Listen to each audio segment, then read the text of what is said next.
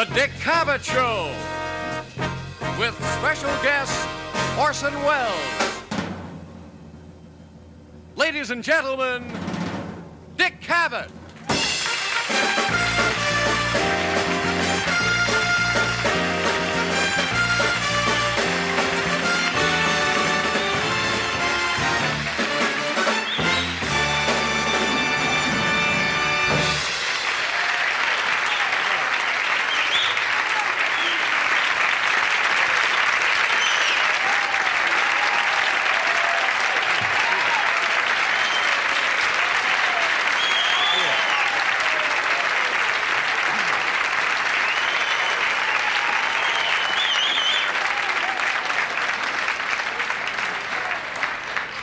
What a great audience. That sign outside, beautiful girls dancing, is working, I think. Very nice to see you. And please be nice to our pages, would you? They have a hard job. It's not easy saying, "Sit down, stupid," to 500 people every night. Very nice to see you. Have you been reading about that thing that they have invented in England, that plastic self-destructible substance that they can make things out of? It will actually destroy itself after a time, which is very important. They're going to make bottles and cans and Bobby Rosengarten records out of it, and it's really gonna... Just a little joke, of course. It destroys itself in the sunlight. That's the interesting thing. Can you imagine guys saying, "I have a special swimming suit I made for you, my dear"? I guess not. I picture myself that they've made a tray of it, and you're sitting at a barbecue with a very hot tray full of food, and you suddenly have an almost religious experience. Anyway, here it is. Listen, I could convulse you with a monologue tonight, but I don't want to waste time. We have only one guest tonight, as you may know, and ABC is very glad about that. They figure that somewhere there is a footsore, tired family with no place to sit down, and they have rented out my extra chairs tonight, so we only have our one guest. You understand, of course. And I guess you know who the guest is. Because we have one guest, you do not need to conserve your laughter, however.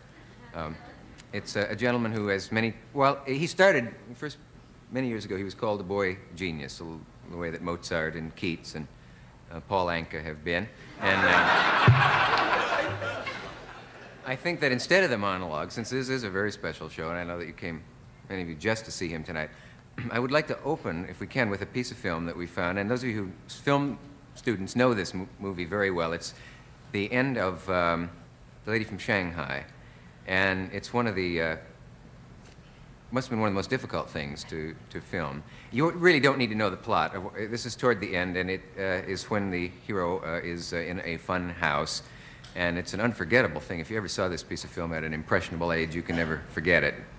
And here's that clip from Lady from Shanghai made by our guest, and he's in it. Let's take a look at that. I knew I'd find you two together. If I hadn't, Elsa, I might have gone on playing it your way. You didn't know that, but you did plan for me to follow you. You've been drinking. I presume you think that if you murder me here, your sailor friend will get the blame, and you'll be free to spend my money. Well, dear, you aren't the only one who wants me to die. With these mirrors, it's difficult to tell. You are aiming at me, aren't you? I'm aiming at you, lover. Of course, killing you is killing myself. It's the same thing. But you know, I'm pretty tired of both of us.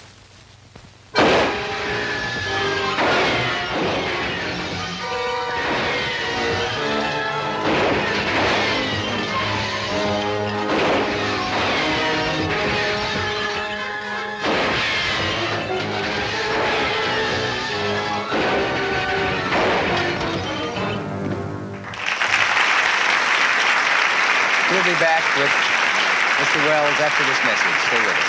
We're back. My first guest tonight, and only guest, is unique. There is no one quite like him, I guess. He is an actor, a director, a writer. He has been a magician and a number of other things. As you all know, at 22, he was producing, directing, and starring in Broadway, and actually 3 plays in his own repertory company. He set the film industry on its ear when he made Citizen Kane. frightened the country with the radio broadcast The War of the Worlds, which he thought was merely an entertainment, but which a lot of people took seriously. This was, and before he was 30, he had directed, as you know, Citizen Kane, which many people still think is one of the finest films ever made, and is on everybody's list of the best films. He's played just about all of the interesting roles in Shakespeare. He has made 45 films. People fall over themselves trying to describe him. Charlton Heston was on recently and has said probably the greatest theatrical talent this country has ever produced. Kenneth Tynan once said, if you have met him, and later when you are bored and you try to think of the one person you would like to have walk through the door, it would be Orson Welles. I don't think anyone has ever called him an average kid from Kenosha, Wisconsin, but that's where he's from. To us in the business, he's a pioneer and a hero, and to people who are not in the business, he's a legend, but he doesn't like to be treated as that. So will you just welcome the gentleman, please, Orson Welles.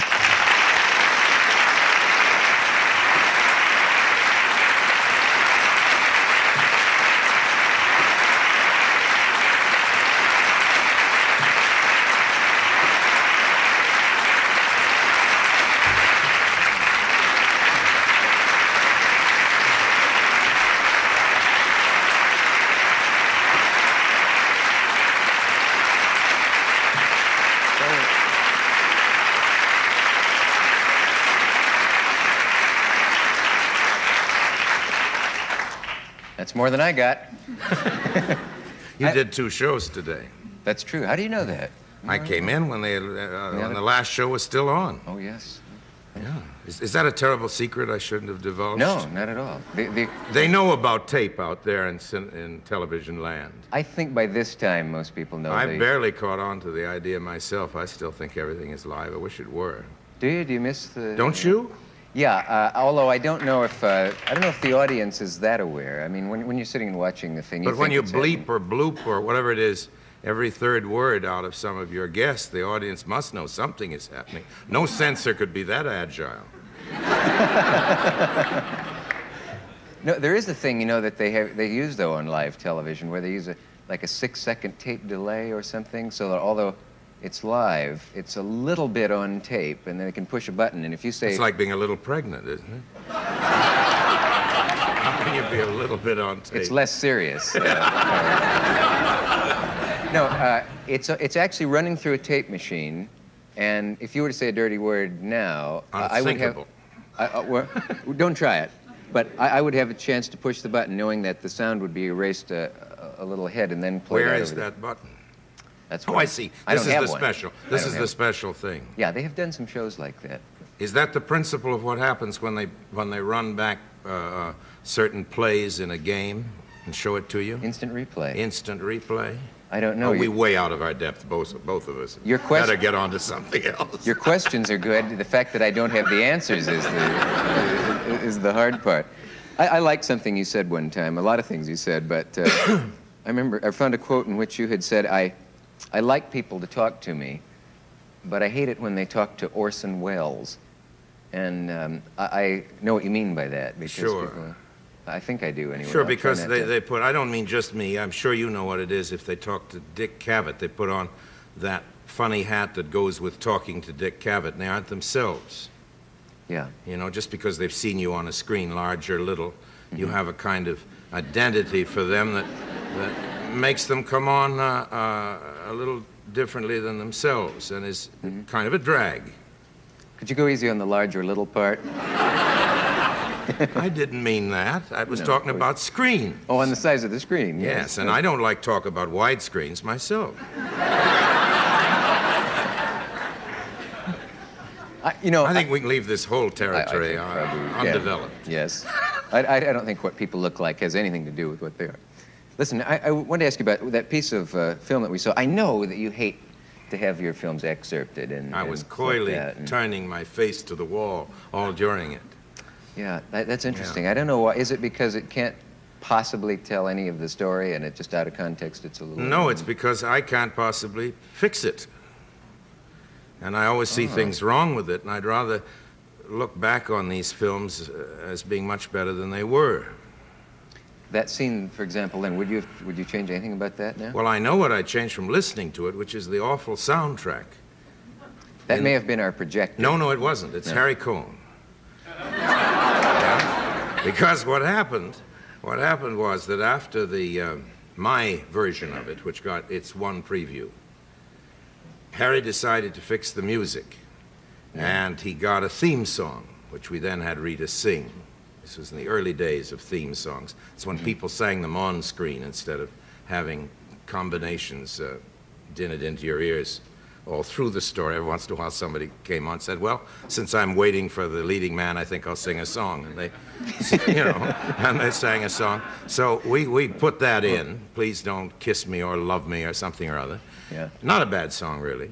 And Peggy Lee was quite good in it, off scene, because she was Rita's voice for that. Although Rita sang quite a lot of her own songs in her own musicals, but at Harry Cohn's whim, Peggy Lee or somebody like that would be brought in to sing part of it. I never understood that any more than I understand instant replay.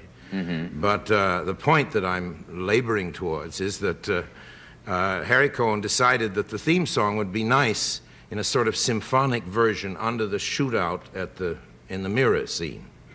So instead of just hearing the crash of glass echoing and nothing else except ricocheting bullets and glass, you have Please Don't all through it, which kind of louses up the proceedings.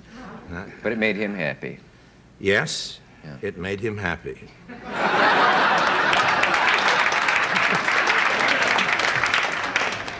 Gee, he is one of the most interesting characters in the film because no one ever apologizes for saying a rotten thing about a man who is dead, because they always refer to him as the unlamented Harry Cohn. Well, I lament him. Do you? Yeah. I liked him. I really did, because he was a monster. Yeah. But they all were, or almost all of them, those guys who ran their own stores in those old days of Hollywood. But he came on as a monster, and he could never be as bad as his first impression. So everything was a pleasant surprise after that. You know, he snarled at you as you came in the door, like that. Yeah. And you could gradually throw him little goodies, and he would quiet down and start lashing his tail. And I did get to be quite fond of him, in spite of the fact that he bugged my office. He really did. I think he bugged everybody's office, but one day I found a microphone behind a picture and discovered that this led up to Harry Cohn's own office so he could tune in. So those days I had a radio show, and I'd begin every day at the office. I'd say, well, good morning, everybody. This is Mercury Productions beginning another day's work. We hope you'll enjoy it. We'd play the theme and then go on in the office for his benefit. And then at the end of the day, I'd say, well, that winds up another day at the Mercury. Tune in tomorrow.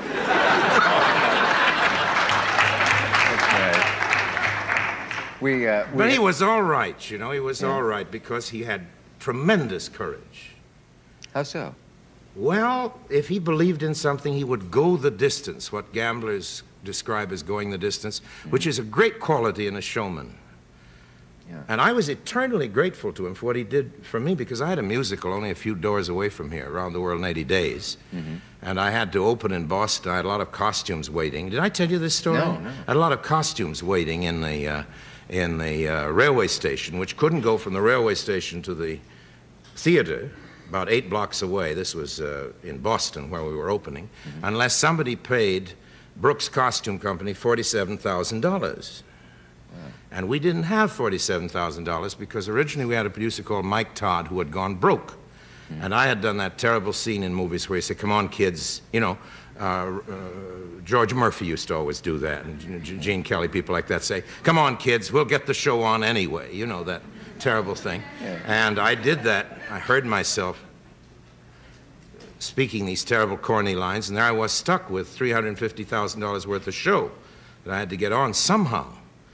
And a lot of things happened trying to get it on. Can I tell one story parenthetically before getting to that? Sure. The man who wrote the music was Cole Porter. And everybody said, don't have Cole Porter because he's written out, you see. And in fact, he'd written a couple of not very successful shows just before that. And I said, nobody with all that genius could possibly be written out. And I did the show with him, and he wrote a complete score, not one note of which was ever heard on radio or indeed on the lips of anybody wishing to whistle their way up the aisle out of the theater. And the next show he wrote was Kiss Me, Kate.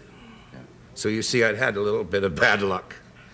and stuck in Boston with a musical without a single song and needing $47,000 before curtain time, I found myself in the box office trying to think of who could send me this money. And I thought Harry Cohn, who I hardly knew. And I called him up on the long-distance phone. I said, Harry Cohn, this is Orson Welles. I've just read a book, and I turned a paperback around, which the girl had in front of her was selling tickets, and I said, it's called something or other. It wasn't a lady from Shanghai then, just this. Yeah. Buy it, and I will make it for you if you'll send me $47,000 in 2 hours. And he did. Gee. And that's how the picture was made. If no book had been lying there, it would have been... So he's lamented as far as I'm concerned. Yeah. Gee, that's good. We wait for a moment. We have a message, and we'll be right back. Are you ever going to write, may I call you Orson again? Oh, my goodness. Wouldn't it be ridiculous if you didn't? All right. Are you ever going to do a biography of yourself? Well, I don't think a biography, because nowadays there's if you buy somebody's life story, they expect an awful lot of the sort of material that I don't tell anybody, you know, much less whoever would have the price of a book. I think one's privacy is invaded enough without doing it to oneself. But I would like sometime to write a book of, with memoir's an awful pompous word, but on subjects that interest me and about people I've known and liked rather than, and disasters and pleasures that I've had and all that, but not a 1, 2, 3 ABC, you know, one sunny morning in Kenosha, a chubby little one, you know.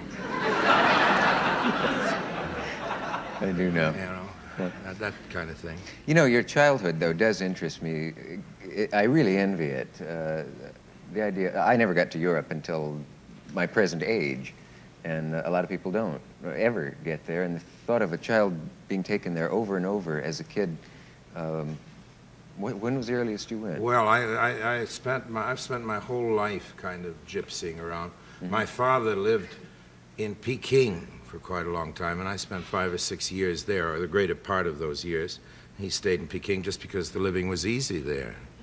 You know, he liked to live au prince, in a very grand way, and he was born with a lot of bread and cast it on the waters, and it failed to return. And the only way he could really live it up was in Peking, where you could have 400 servants and give dinner parties with gold plate and have columns of ice with trees of orchids frozen into them for a mere pittance, relatively speaking. And that's what brought us to Peking. And I was sent to Europe at a very early age on trips, first with other little boys and then by myself, totally without any guidance. The idea was you've got to learn to be on your own. That had happened to my father when he was about 10. How little, and he then? did it to me. At 10 was the first time I actually traveled alone in Europe with just so much money tied into my jeans, and there I went, you know. Did that seem romantic and exciting? Terribly romantic. Yeah. Terribly romantic. What seemed even more romantic to me were all the expensive hotels and restaurants I couldn't afford to get into on the amount of money they thought I should learn to get along on. Can you remember? That didn't seem a bit picturesque. Sure you know. Can you remember meeting people then that you realized later the significance of, if you know what I mean? I mean, no, because I think I realized then. You did? Yeah, people told me, and I was very impressed by great people and interesting people as a kid. I was very interested in older people, unlike most young people are indeed. That is odd for a kid. You didn't have little friends that you played with. I had little friends who if they were big enough, chased me around the block, and little friends who, if they were meek enough, I bullied. But it was always pretty much of a battle in the contemporary scene. And I was always scared of teenagers. Why? I hated them before I was in my teens. I thought they were insane. Yeah.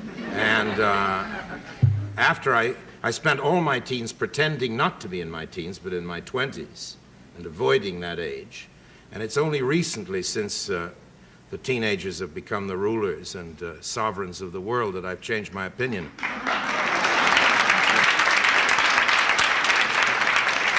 But until this very latest generation, I have been very strongly of the conviction that there are periods during one's adolescence when one is feverishly insane.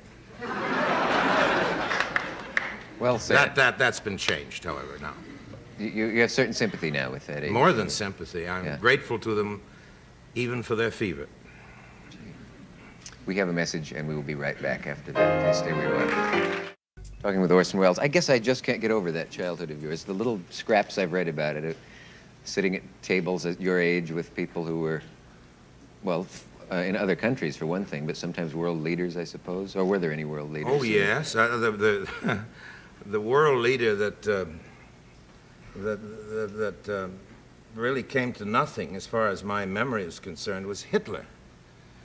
I was being escorted. I went twice through the Tyrol and Austrian German hiking country. Once with one teacher and once with another. And one of the two teachers was, it turned out, a sort of a budding Nazi. And there was a big Nazi rally near Innsbruck.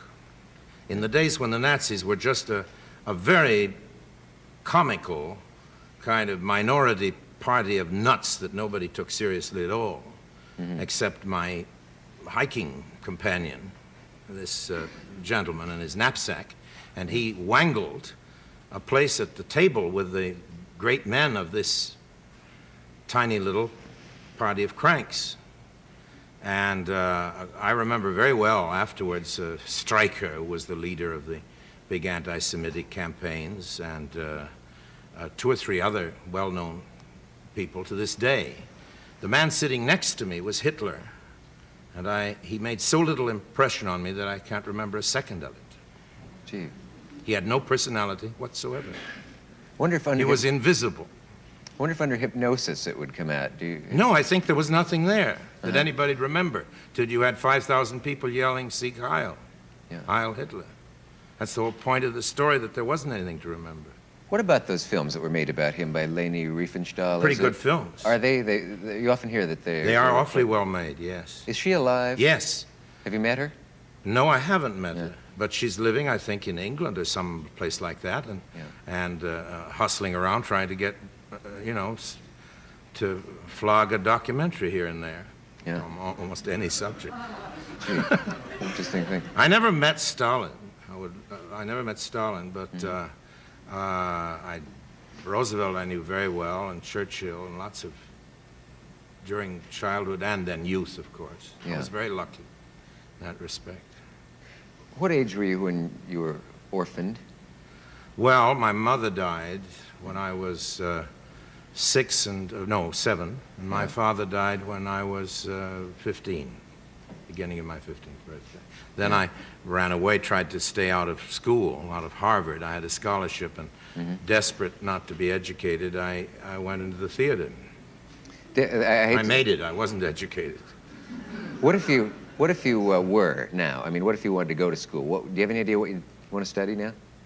That's a good question. Everything, I guess. But Yeah. if I wanted to study seriously, and get good at a subject, I think it would be anthropology. Don't you think that's a fascinating subject? Yeah. I don't know. Maybe I would too. I don't know. Or maybe philosophy. I never thought about it very much. I'm suspicious of philosophy. I have a real Philistine doubt about its worth, but anthropology seems to me to be just at its beginnings, and philosophy kind of at its end. And we are at the end of this segment, but we will be What a right good back. cue Is that that too was. Yes. too contrived? We'll be back after this message. Who else stands out from that time in your life? What faces come to mind? Yeah, well, you mean famous ones? Sure, or infamous, Yes, or not famous, or any of that. Well, we had Schicklgruber, but wonderful people that aren't famous. I guess one of the most remarkable people I ever knew was somebody called Cornelia Lunt, and Alfred Lunt used to pretend to be her cousin. They weren't related at all. They loved each other, and she was, when I knew her, in her middle 90s. and had been a hostess of great importance, although very young, in the Civil War in America, and knew intimately all the great names of the Civil War. Could tell you all about what Lincoln said and what my great-grandfather Gideon Wells said, who was Secretary of Navy in the Cabinet. And she great kind of raconteur on the Civil War. And then she went over to London, where she was at the American Embassy, and where she knew everybody in England. All those fabulous people that seemed to have been dead for 200 years, you know, in the Victorian age. Yeah. And it was, you could only get her to tell about these things with great difficulty. She didn't go on and on like I do. You had to drag it out of her, and she was delicious. She was an old lady who, when she gave a big party, sat on a little stool, and she gave you a big chair. If you can imagine an old lady like that. She was very beautiful. Must have been not so beautiful when she was young, but one of those people that old age glorifies. And she had a little bell. And when she wanted everybody to be quiet so she could say something, she'd ring her bell. And then we'd all be quiet, and she'd make her little statement, then ring it again, and everybody could talk again. And she's one of the great people I've known, you know, as great, certainly, as Churchill or Roosevelt or George Marshall, and I suppose Marshall is the greatest man I ever met. Really? Yes, I would think so. What would you admire about him above everybody else? Human being. I think he's the greatest human being who was also a great man, whom I was ever privileged to meet. Have you known some that were... Can I tell a little story about him? Certainly. We'd been campaigning for Roosevelt, not George Marshall, but some of the rest of us, and one of our rewards when he got in again, one of those many times that he did, was to go to a big party of very big brass and sit on the dais and be treated as though we were part of the high command just for one night. And there were all these tremendous names from the Second World War. 2 or 3 civilians. Truman, the vice president, who was playing the piano. We were rather embarrassed about that because he didn't seem to be awfully good on the piano. And we didn't know that he was going to be a great president, you see. I see. And it didn't look as though he did either, as a matter of fact. But he and myself, there were only about 4 or 5 civilians. All the rest were tremendous brass, dripping with gold, braid and medals and everything else. And it was in the Mayflower Hotel in Washington. And a door opened. And GI, more innocent looking than anything you could possibly imagine and younger than anything you could dream of, stuck his head in. At the moment when General Marshall happened to look toward the door, and the boy looked at him, he said, "Gee, General Marshall, can I come in and say hello to you?" Marshall said, "Yeah, come in." And Marshall didn't know anybody was watching. This wasn't a grandstand play. I was in a position, my camera was angled, so he didn't know he was getting photographed in anybody's film of memory. Yeah. And he took the boy aside, away from everybody, and sat down with him. And I heard as he went that the boy had been away from home. And the boy recognized Marshall as somebody like a family. Now, this was the commander of all the Allied forces. And he sat with this boy without any grandstanding at all, and just put him at ease and made him feel at home again for half an hour and left all the rest of us. He was that kind of fellow. I wonder what the difference is between a man like that and the ones who are impressive publicly but couldn't be bothered to talk to anyone that isn't important to them or flattered. Well, I don't know. Those kind of people are all second-rate, who can't be bothered at all, ever. Yeah. But there are those who can't be bothered sometimes. You know, and that's... You had a feeling with Marshall that if it were possible to be bothered, he would let himself be bothered. He was a tremendous gentleman, you know, an old-fashioned institution which isn't with us anymore. You almost never want to ask anyone the question who's impressed you the most, and it's wonderful to have a guest who can give you the answer. Well, I never do know the like answers to those kind of They're hard, questions, aren't they? you know, but I just happened to know that one. Yeah. Of course, I was immensely impressed with Churchill,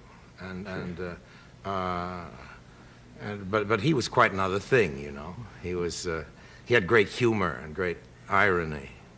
He went to see me when I played Othello on the stage in London, and I heard a low murmuring in the front row. I thought he was talking to himself, and then he came backstage afterwards and sat down in the dressing room and said, "Most potent, grave, and reverend signors, my most approved good masters," and began the whole of Othello's part, which he had memorized, and including the cuts which I had made,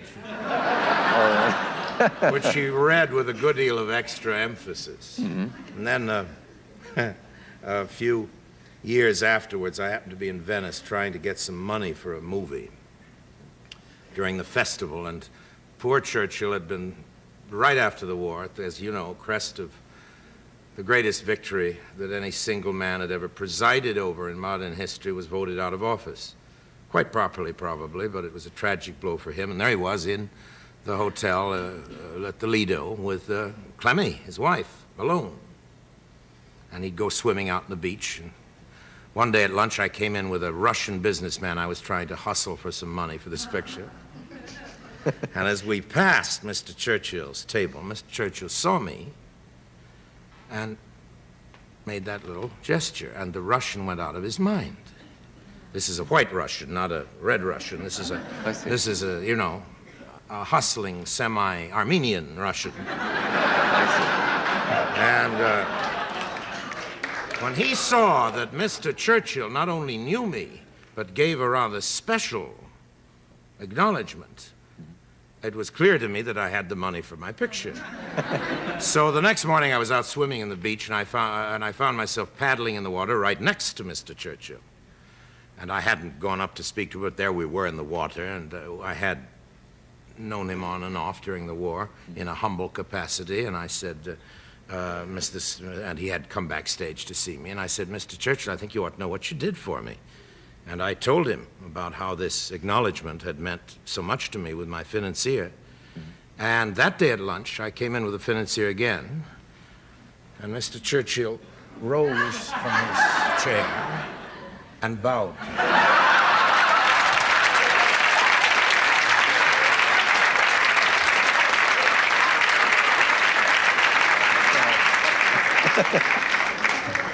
That is good. Pretty good, huh? That's good. We'll be back after this message. You've lived all over the place, all over the globe, and then for a long time when you were not in this country, then you suddenly came back. Oh, what opinion do you have of some of the generalizations that are made about the country, that there's something violent in the American character, for example, or that there is. Or that the country's... I think there is, don't you? I think there always has been, though. Yeah. I think it's part of our whole story. I think one thing that is generally true, the one generalization which is true about America, is that everything is true about it. Yeah. It's impossible to say anything that isn't true, good or bad. Our enemies are right, our friends are right.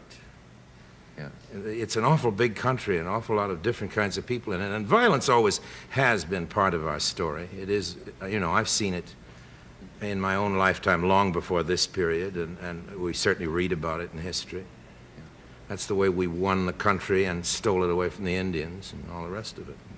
Is it, I wonder why it should be, though. There's any reason why the English, if they had had Indians in England before they were Englishmen there, well, that they would have had some been Indians in India. Yes, they did, didn't they?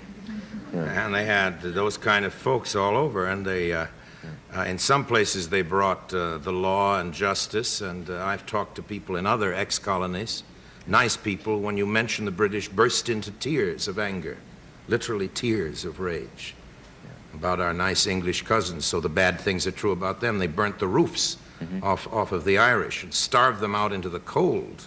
There's nothing that you can think of that the English didn't do to that island right next door to them, to the Irish, over a period of 700 years, and we're English. And then we added a lot of other violent mixtures to the brew. I think man is a crazy animal. Yeah. I think we're also marvelous people, divine in our potentialities. You see, there you are, you can say anything with passion and get a hand. But seriously, I think everything is true about people, just as it's true about America. We can do anything vile and anything great. And all the generalizations are true, and all of them are boring, as you must certainly have noted in the line of your work. Could I ask you about your work? Could I interview you? I know that probably... Is that a good idea? I suppose... Well, I'll tell you. Is it impertinent? Am I part? Well, let me tell you, it's frightening to meet a legend, and I know that it must be upsetting for you, too. And I know that half your life has been spent wanting to know about me, so shoot. Well, it seems like that's true, because I've been watching you an awful long time. Well, and with great pleasure. That's very nice. As millions of other people have been doing. I think that deserves a little applause. Oh, no. I'm just trying to work them up. But really, I would like to know more about you. And I bet there are millions of people who don't know much about you except as you appear in the course of your conversation. In other words, the other night on the show, or not the other night, some weeks ago, I heard you say, to my distress, that you had once been an actor. Ah, yes. Now, I'm always sorry to hear anybody that I admire has been an actor. There are those who were more immediately distressed than you were hearing it that night. Yes, I was one of the, I guess, in the annals of the theater, I guess probably one of the top 3 second murderers in Richard III. But was that your only role? Yes, and unfortunately, it wasn't even in the play Richard III. I was in a repertory thing. This actually happened to me one night. I committed the awful sin of being in repertory and coming out and doing a line from the wrong play. Not just one line, but it certainly... If you've done that, you're a veteran, because we've all done that. Have you done that? Oh, my goodness. Have you? Oh, my goodness, yes. We even did a gag of it. By the way, you said something wrong when you introduced me. You said, and this is a parenthesis, that I'd produced 3 plays in my repertory company and then went to Hollywood, and in fact, we did dozens and dozens of shows. At one time, we had a repertory in which we were, our proposition, our idea was to do a tragedy, which was Danton's death, and another night, a farce by La Biche. And we had a famous actor from Middle Europe playing in the tragedy, and he didn't have any part in the farce. But every night of the farce, he used to come in during the big door slamming thing, dressed up as Robespierre, look around and say, "Oh, mistake," and run out again. In the wrong play, you see. But showed the right spirit. But of course... But we've all... You know, in Shakespeare, you go into the wrong lines all the time. Because of the rhythm. Sure. If you stop thinking for a minute, you're in another play. I saw another actor do it one time. This was at Stratford, Connecticut, but he came on and he started The Merchant of Venice right in the middle of the council scene in Othello. And it's pretty hard when the Council of Cyprus breaks up laughing and giggling in the serious scene. It's very, very Now, you distracting began to the as an movie. actor? Excuse me if I press on with this. That's all right. You won't learn anything. When did you go straight?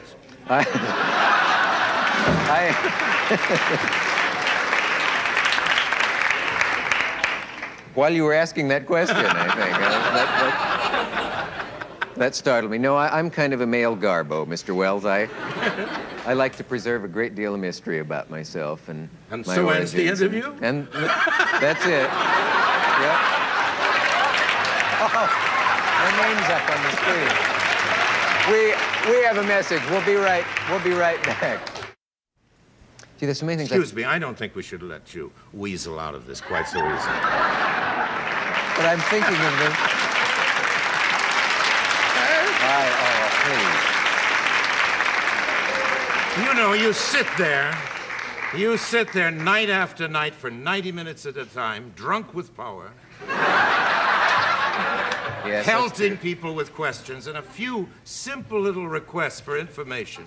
And what do we get? You know, the second murderer. That's right. Right? Now, what did you do after leaving the boards? After leaving the boards, well, then I was a comedy writer for a while. I wrote for That I knew. Jack Parr and others. Now, that brings me to a question. You mentioned Jack Parr, and then you say, and others. Yes, I do. Who are the others?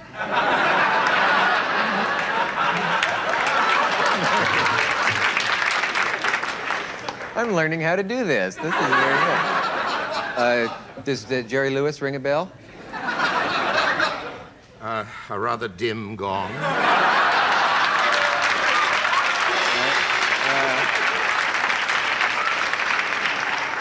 I'm getting to sound like Noel. Yes, you are. Sort of fat Noel. Noel Coward. Not as funny, but the same delivery. No, no, really. I'd like to press on with an embarrassing question. Really? You know, among tenors, for example, Yes. among newscasters, among Shakespearean actors, even among politicians, there's very little reluctance to discuss the competition.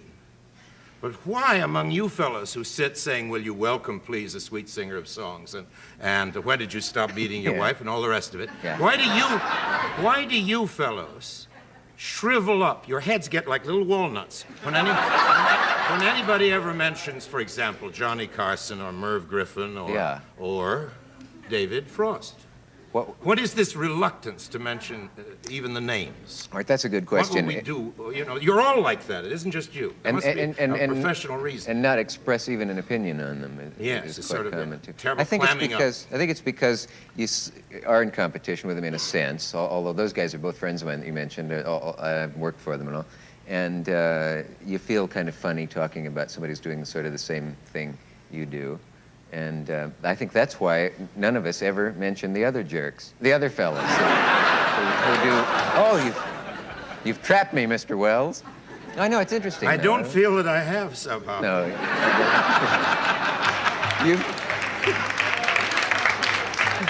You're a sly one. You've Dick stripped Cavett. me bare. Yeah, all right.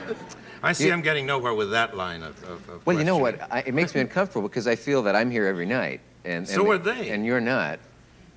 You see. Oh, I see. So you don't want me to go on with this? Well, you and will can. you remain this mystery forever? Yeah, I feel like I'm a thinly wrapped enigma. There may not be that much there to know. But while you're here, I feel obligated to all those people, particularly the film buffs, who expect me to ask you certain questions. But then you're probably tired of a lot of those. I never answer them. Yeah. I never answer them, not because of general snottiness. It's just that I don't know the answers to most of the questions. You mentioned Jerry Lewis. Yeah. And I caught him on one of your friend's shows. I guess we call him your friend. Yes. We don't mention them. I caught them on one of your friend's shows. In fact, he was on interminably on one of your friend's shows. Yeah. And I feel that what he did for Myra Breckinridge, I ought to do for Jerry Lewis. Because he really has a way of coming on as a great thinker, which should be stopped.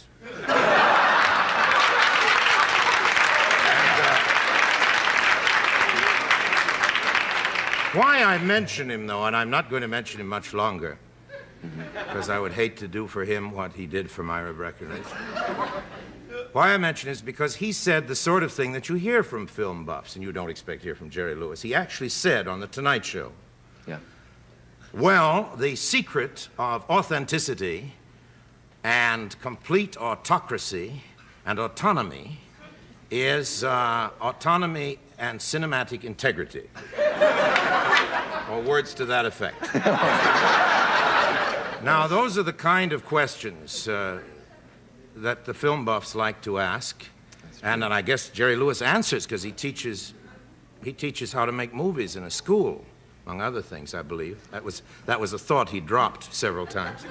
And my bitterness about him stems from the fact that here's a rich fellow who has plenty other things to do except come on with that kind of dialogue. There's really too much of it. There's Too many long words. You know there are too many long words in the world nowadays, and that the younger the people are, the longer the words are. Have you noticed that? It's a very funny thing. They have a wonderful new hip language, which is really our old Harlem language that I used to know when I was running a theater up there, with a few new phrases, and they're great and very colorful. Mm-hmm. But everything else is terribly long. Nobody says, I see a thing a certain way. They say, I envisage it. Nobody says, under 30, I would like to think up an idea. They say, I have conceived something, or this is my conception, or not, this is my relationship. Everything is 4 or 5 syllables long. That's Have you right. noticed that? There's a veracity in what you're saying.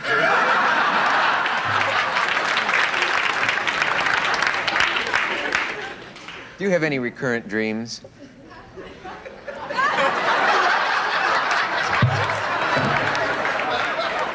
think we'll take a break. Oh, two can play at this game. We'll be back after this match.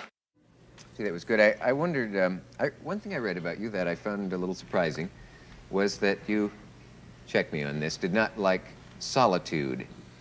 I love solitude. Then they were wrong. You bet. But aren't they always wrong in what they write? I guess so. Have you been badly misquoted? But I think everybody is, and everything. I don't think history can possibly be true.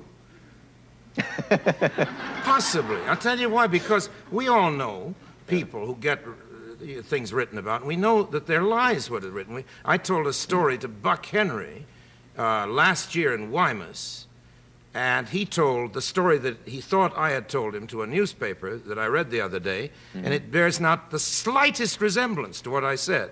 Now, that's an intelligent man, a year later, meaning me well, and that's, the gospel according to Buck Henry, and it's totally apocryphal. Imagine what nonsense everything else is.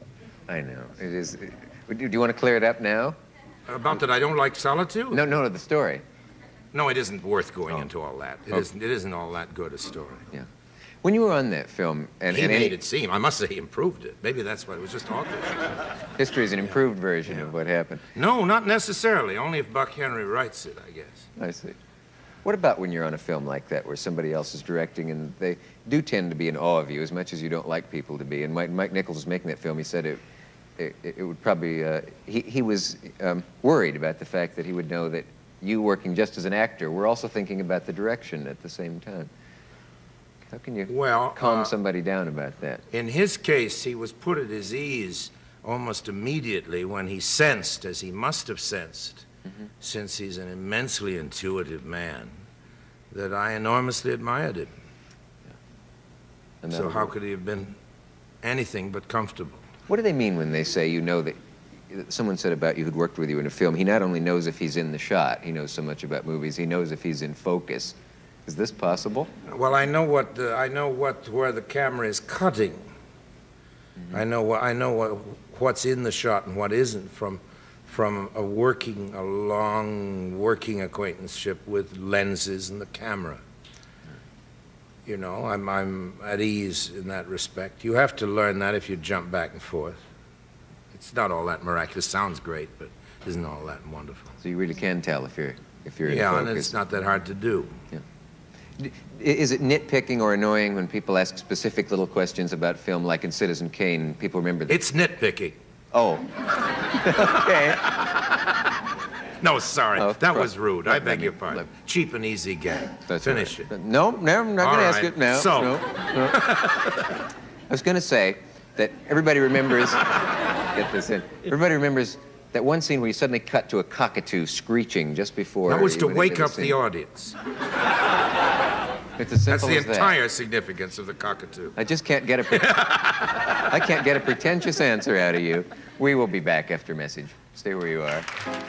This is an album, Orson Welles' The Begatting of the President, and it goes from FDR up to the current time, and Mr. Welles was very sensitive and kind, asked me not to even mention it. And yes, I know. That's the way it goes. So, well, it's biblical. It is biblical tone, and humorous but comical in intention. Good combination. Yes. What does it mean that you were a brigadier general once? Now, there's a question. Well, you want my war memories, do you? I'd like that. Well, I used to be drafted every month all during the war. Oh. And I was drafted every month and thrown out the same day because of a bad back and a lot of other things. But drafted every month because the draft board contained some Hearst people. And Hearst was after me because of Kane, and this was a good way to needle me. So right up to the end, when there were, just the bottom of the barrel was lining up, dressed like they do at the end of the first act of Hair, and waiting to shuffle off into oblivion, there I was a familiar figure, I may say, in the draft department. And during the course of the war, I was sent on several totally idiotic missions of one sort and another, in a civilian capacity. But when you are flown over or near enemy territory as a civilian, they give you sort of a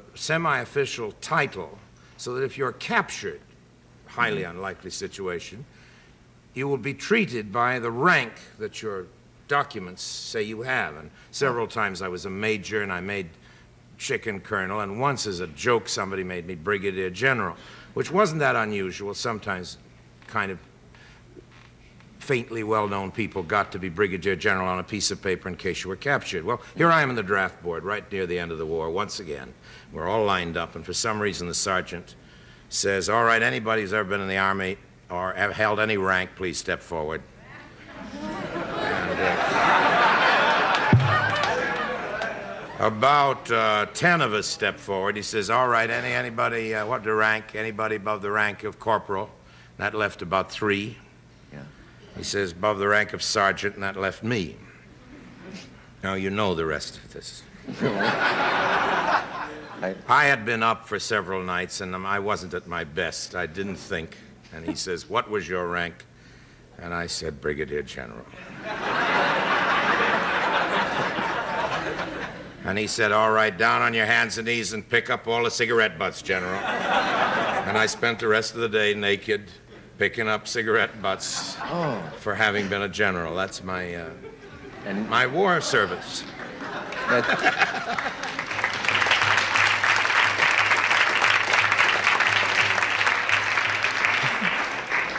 None of that was captured on film. Luckily, no. Yeah. We didn't make those kind of movies then. I wonder, we only have 2 minutes left. Has anyone ever made a pornographic masterpiece?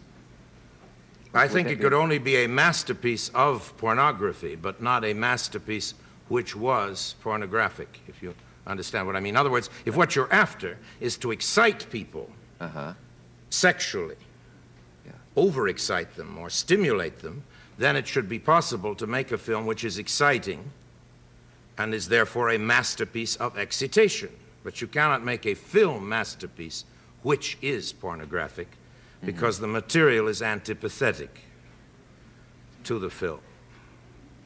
You can get as dirty as you want, but not also excite people, because exciting people during the course of a story, exciting them sexually, is changing the subject so completely that you have no more narrative form.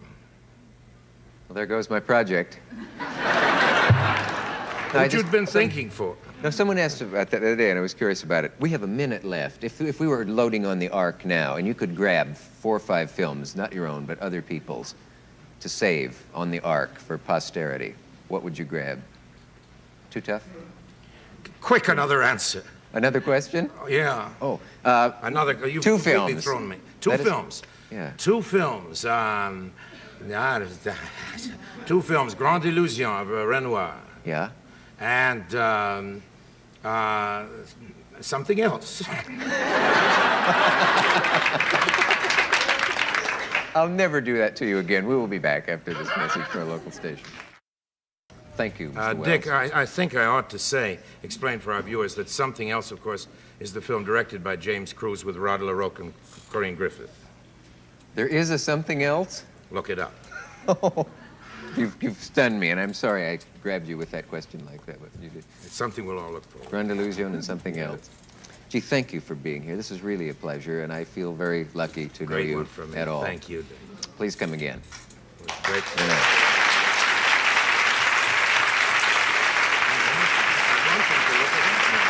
Sorry? They'll look it up now. They will. You've pulled a hoax on the public.